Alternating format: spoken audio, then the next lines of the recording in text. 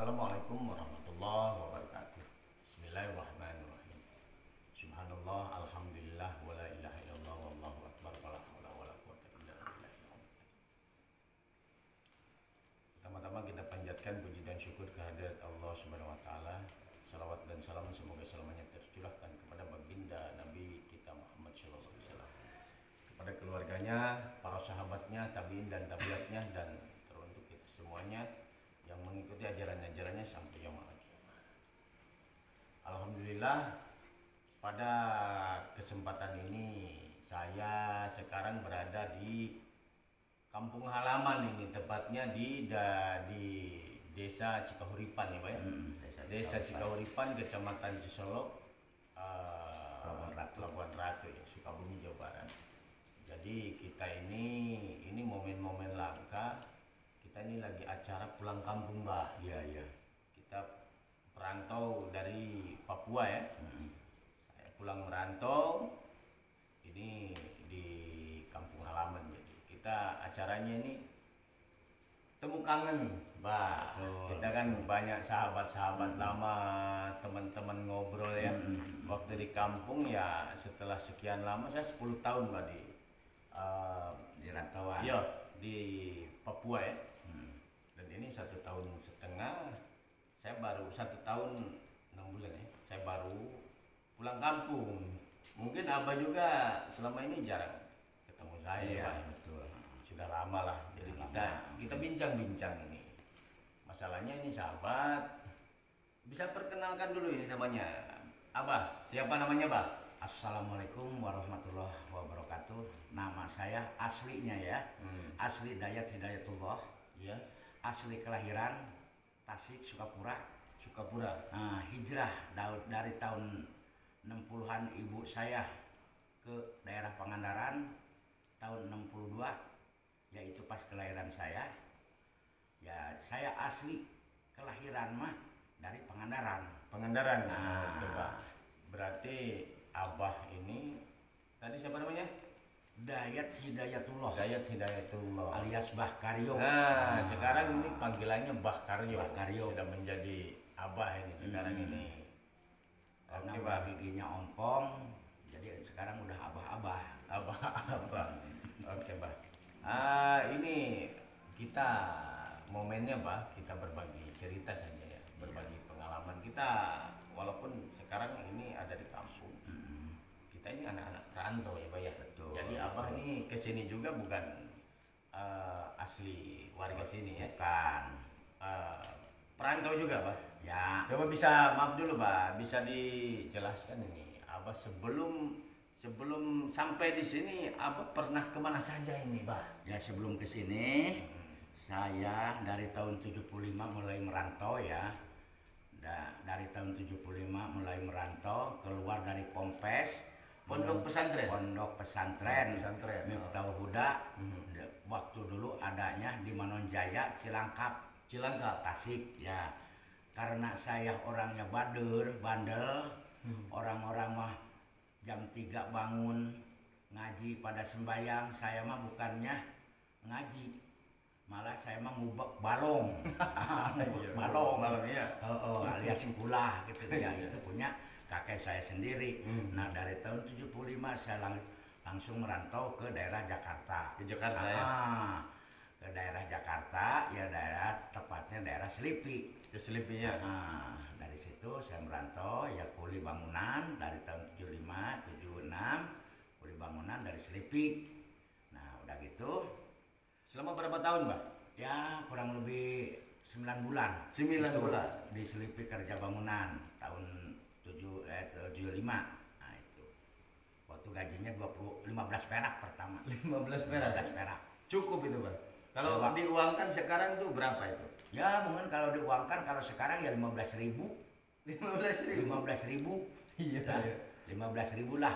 Atau Tapi 150. cukup dia dulu ya. Wah, itu mah dulu makan juga 15 perak sehari, makan paling 5 perak Iya. sehari. Kadang-kadang saringgit itu udah cukup. Nah, udah cukup lah sehari ya untuk makan mah. 15 perak sampai naik 25 terus sampai perak itu dulu. Habis dari Jakarta, Pak? Ya udah gitu kan cerita saya dulunya ya merantau ke Jakarta tahun 75 kepala botak kundul. Enggak, ini maksudnya merantau dulu Abah kemana-mana Ya, dulu. dari situ, dari Selipi, dari Jakarta, saya udah tahu pengalaman, udah bisa bahasa Indonesia, tahun 75-76, saya merantau langsung ke Palembang. Ke Palembang juga? Dulu ke Palembang, ngikutin kaki, indung kaki, indung kaki, kemana saya mau, ikutin indung kaki, sampai ke Palembang, terus ke Bengkulu, ke Jambi, bahkan dulu sebelum NTT, bukan NTT, Timur Leste dipecah, saya pernah main merantau ke Timur Leste dulunya, dapat 3 bulan. Nah udah gitu pulang lagi, udah merantau lagi, pulang dari sana, pulangnya ke Jakarta. Di Jakarta merantau lagi ke Tanjung Karang, itu Tataan, Tanjung Karang. Itu langsung merantau lagi dari situ, dari Tanjung Karang, dari Bakahuni Lampung, merantau lagi ke Kerawang, dari Kerawang merantau lagi ke daerah Madura. Nah daerah Madura balik lagi ke Jakarta. Nah dari Jakarta merantau lagi ke daerah Jawa Timur, ya tepatnya Bojonegoro. Bojonegoro juga ya? Bojonegoro. Udah merantau lagi, balik lagi ke Jakarta, bukan pulang ke kampung halaman, tapi saya pulangnya ke Jakarta, ya di daerah Cinere Limo. Ya itu punya bapak-bapakan saya namanya Pak Maning. Pak Maning ya? Ya di komplek Blok R. Nah udah gitu tahun 89-90 saya nemu perempuan. Nemu perempuan, ya ini yang sekarang jadi istri saya. Tahun 89-90. Sekarang begini, Pak. Saya mau tanya ini. Saya kan lahiran tahun 82. Waktu saya ya kecil lah ya mungkin, Pak ya. Saya tahu Abah nih. Masalah kita tetanggaan ini, Pak ya. Iya. Ini semenjak saya dari pertama lihat Abah itu dari dulu sampai sekarang ini, saya yang jadi pertanyaan ini, maaf ya Pak ya, saya pengen menanyakan sesuatu sama Abah. Ini rambut ini kenapa dari dulu sampai sekarang ini gondrong terus Pak? Bisa dijelaskan ini Pak? Ya, mungkin ada pengalaman apa begitu, bisa dijelaskan kepada sahabat-sahabat kita ini Pak? Ada cerita karena rambut panjang ini, ya mulai merantau tahun 75 itu ya ke Jakarta, ke Selipi, rambut saya, kepala saya botak. Dulunya itu ya? Waktu itu kuli bangunan ya, waktu kerja 15 perak karena kepala botak, belum bisa bahasa Indonesia, masih kaku, bahasa Sunda juga belum begitu lancar. Nah akhirnya saya kuli bangunan, setiap hari diketokin pala sama gagang palu sama si Asep, orang banyak sari. Nah dari situ saya sampai saya sakit hati, sampai kapanpun rambut saya nggak bakalan dipotong dari tahun 75. Biar apa itu Pak? Ya cita-cita saya, satu cita-cita itu karena diketok kepala dari 75. Keduanya ini cita-cita rambut sebelum saya punya istri. Anak laki-laki, rambut saya nggak bakalan dipotong. Kalau istri saya nggak punya anak laki-laki, kalau punya anak laki-laki besok lusa istri saya, kalau saya nggak mungkin punya anak laki-laki. Insya Allah ini rambut mau dipotong kalau punya istri. Istri punya anak laki-laki? Lah anak laki-laki. Bukan Abah bukan? Bukan Abah mah nggak bisa, gunting juga nggak bisa. Insya Allah itu. Dari pengalaman. Jadi itu dari pengalaman pahit tahun 75. Mungkin maaf ini Pak ya. Mungkin karena biar kelihatan orang ini seram gak apa bagaimana itu Pak? Apa enggak berwibawa apa bagaimana itu Pak? Kalau saya bukan yang kelihatan serem atau berwibawa, karena saya kalau dibilang ya saya senang aja. Seperti ini kan koleksi batu ali. Rambutnya juga saya dianggaplah koleksi. Karena senang. Seperti kan batu ali, rambut saya karena bukannya apa-apa, seneng gitu. Nah dari itu saya ya nemu istri ya tahun 80 89 90 lah ya di Jakarta. Nah. Ya sampai sekarang. Sampai sekarang ya. Mohon maaf ya Pak. Iya. Namanya kita perjalanan hidup ya Pak ya. Abah kan dulu dari Ponpes Pak. Dari Ponpes merantau sudah ke sana kemari ya. Melanglang buana lah Pak. Ke penjuru-penjuru Indonesia ya Pak ya. Iya. Nah, namanya kehidupan Pak. Kita ini kan hidup ini digambarkan seperti telapak tangan. Antara baik dan buruk itu tipis sekali Pak. Ini kalau gambaran ini baik ini seperti kita telapak tangan ini baik ini putih. Karena Allah itu menciptakan manusia, tangan manusia itu Pak ada putih, ada hitam. Iya betul. Nah itu karena sudah dari sana ya. Jadi mungkin dalam perjalanan hidup Abah ini melalui proses-proses ini ya Pak ya.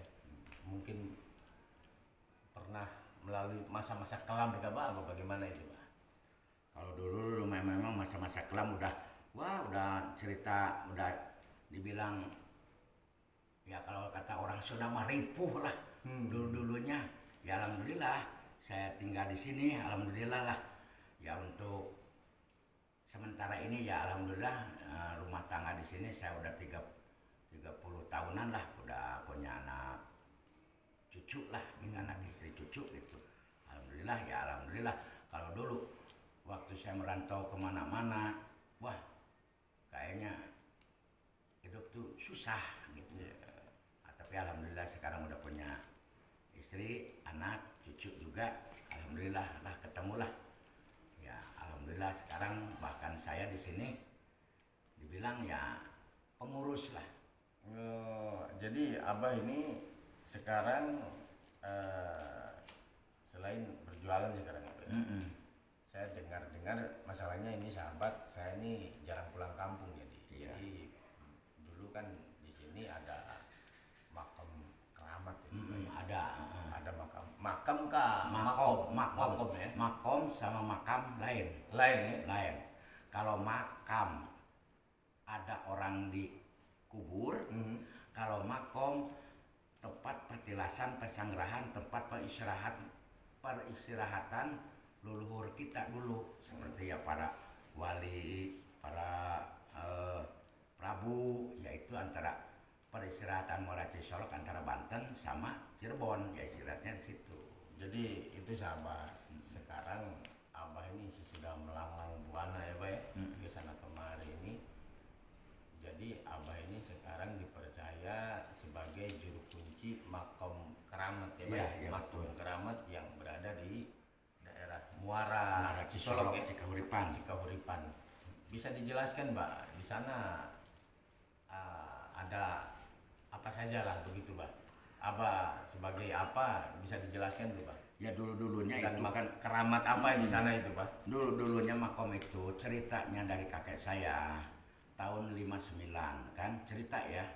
Cerita makom Mama Mahaprabu Jaya Sakti cerita itu tahun 1959 pertama ada bangunan. Ya pertama yang menemukan itu makom itu Pak Jenderal Budi ya namanya orangnya orang Surabaya katanya. Nah udah gitu diurus sama orang kakek saya yang namanya Pak Dais almarhum ya berapa tahun lah dari tahun 60-an sampai berapa puluh tahun. Nah diurus sama kakek saya Pak Dais udah gitu kan kakek saya tuh meninggal. Nah kakek meninggal ya dititipkan diamanahkan sama saya untuk mengurus keramat makom yang ada di Muara Cisolok. Nah itu ya alhamdulillah jadi mungkin bukan warisan lah itu mah amanah ya. Suruh ngurus lah. Jadi bilang kata orang sini sekarang mungkin juru kunci lah. Tapi saya bukan juru kunci, tukang bebersih saya mah. Gitu ya Pak. Tapi tamu banyak yang ke sana ya Pak. Tapi alhamdulillah masalah tamu alhamdulillah ya bukan setiap hari ya 2 hari atau 3 hari sekali banyak aja tamu. Tapi tamu yang datang ke sini bukan dari mulut manusia, bukan dari mulut dia waktu Petunjuk. Riado petunjuk kayak Ada orang petunjuk kemarin harus ke sini mungkin dari ya. orang Palembang, dari orang Madura, orang Banyuwangi itu semua. Luar daerah, luar pulau juga ada. Wah, dari apa Brunei Sampai sini ya. bahkan di Afrika nyampe. Terus ya di Indonesianya Pekanbaru Riau, Palembang, Jambi, terus Kalimantan, ya itu bukan dari mulut ya, bukan Dari hasil ritual. Riado dia Mungkin ada petunjuk harus ke sini. datang ke sini ke makom yang di pinggir pantai, yaitu makom keramat Mama Maha Prabu Jaya Sakti, satunya, 2 Eyang Solok Pandan, ya, 3 Eyang Sepuh Jagat, 4 Eyang Jaga Raksa, 5 Ibu Siti Maryam, 6 Buaya Muara Sakti, ya buaya putih itu. Buaya putih. Yang ada di Muara Cisolok itu adanya situ ya. Alhamdulillah. Mungkin saya warisan titipan dari orang kakek saya itu kurang lebih ya 22 tahun sampai sekarang. Jadi itu sahabat. Ini bincang-bincang ya, bincang-bincang ngobrol antara kita sahabat saya, teman. Iya betul. Nah, kita saudara lah, sudah anggap saudara. Jadi kita dari dulu suka main ke rumah abah ini.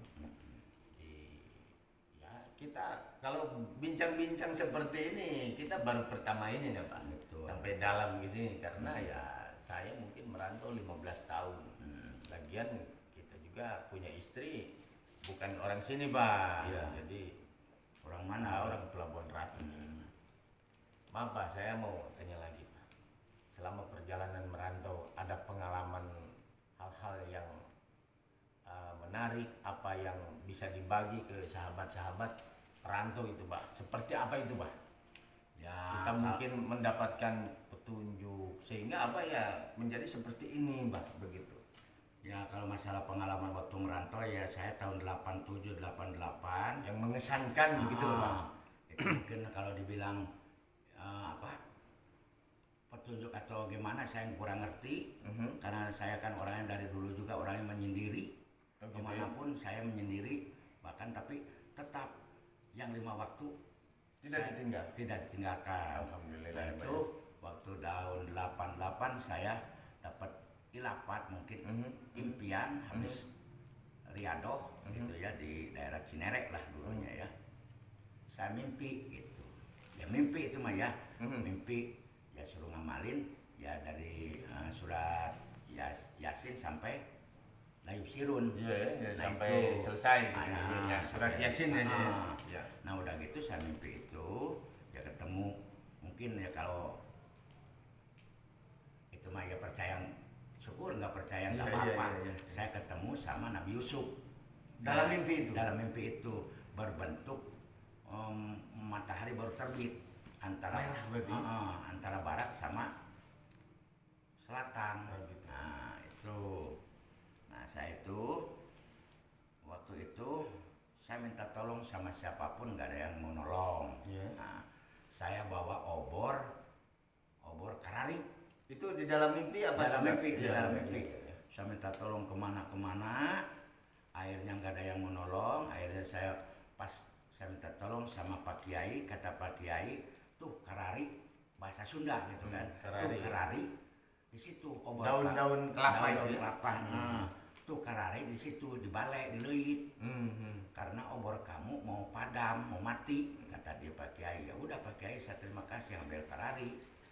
Bubar lagi, saya jalan lagi, ceritanya tuh mimpi itu dalam mimpi itu. Ya ketemu sama itu, sama matahari. Matahari yang baru terbit. Baru terbit tapi antara barat sama Timur ya. selatan. Iya. Antara barat sama selatan, sudut lah gitu. Iya, Nah iya. itu dia bilang matahari itu katanya itu mah dalam mimpi ya. Iya. Nah udah gitu saya ini Nabi Yusuf, kamu gak usah dendam, gak usah apa-apa, kata dia. Iya. Kamu harus sabar, nanti juga ketemu, kata dia. Ya udah gitu ya udah kata saya bilang ya udah matahari, saya nggak bakalan dendam.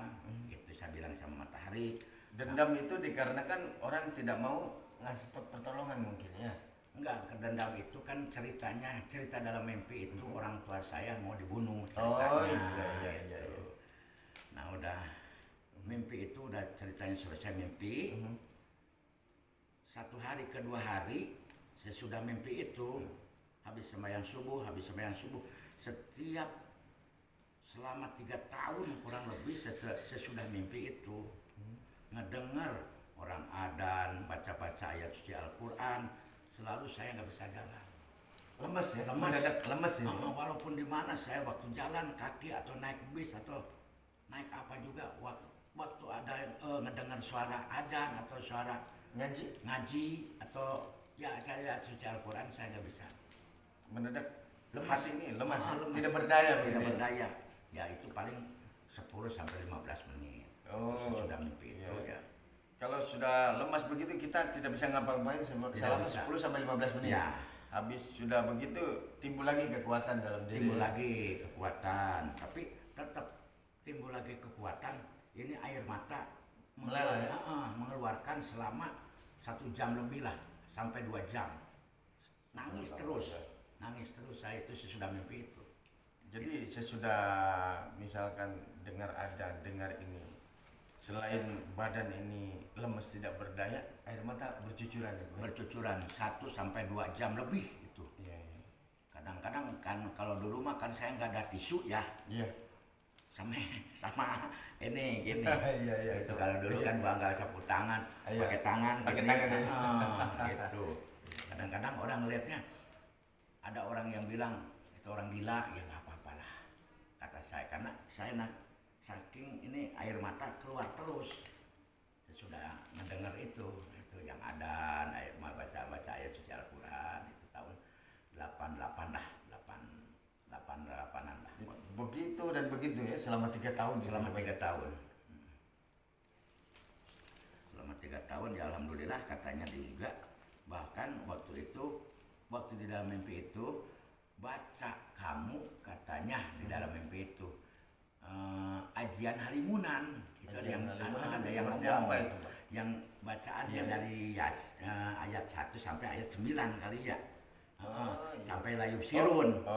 Yasin sampai layub sirun, yaitu selalu sama saya dibaca ya, ketemu sama Kiai Haji orang Kunciran, Ciledug. Ya akhirnya kata dia ya gini aja bah, ini kan dari Yasin sampai layub sirun, katanya ini keterangannya untuk bisa ajian halimunan. Nah, bisa menghilang. Kata dia ini untuk penerusnya ajian bacaan itu ada penerusnya. Dikasih sama orang Kunciran. Ya katanya bah harus dibeli. Dibeli pakai apa? Pakai duit kan saya bukan puasa. Abah lahir hari apa? Hari Minggu. 3 minggu. Berarti 3 hari Minggu saya puasa. Ya alhamdulillah. 3 hari Minggu. Berarti saya berpuasa maksaan eta kalimat itu ya. Kalimat itu yang dikasih sama orang Kiai Haji Kunciran itu Ciledug. Itu sesudah 3 minggu apa yang dirasa Pak? Apa mendadak bisa hilang? Bukan 3 minggu. Ya. Ya 3 hari minggunya. Iya. 3 minggu ya. Bukan 3 kali kelahiran. 3 hari minggunya. Iya. Nah, udah dibaca, udah dipuasain, lalu saya baca dari Yasin sampai layub sirun itu jadi dibaca juga. Kadang-kadang saya waktu nongkrong itu bukan untuk bisa menghilang, tapi bisa ngelihat mata hati batin orang lain. Bisa membaca ya? Bisa membaca. Gitu. Ya misalnya ada orang lewat, kadang-kadang tiba-tiba mata merem, dilihat mukanya kok kayak kelakuan sini begini, kok masa depan gini suram, kok masa depan ini bagus.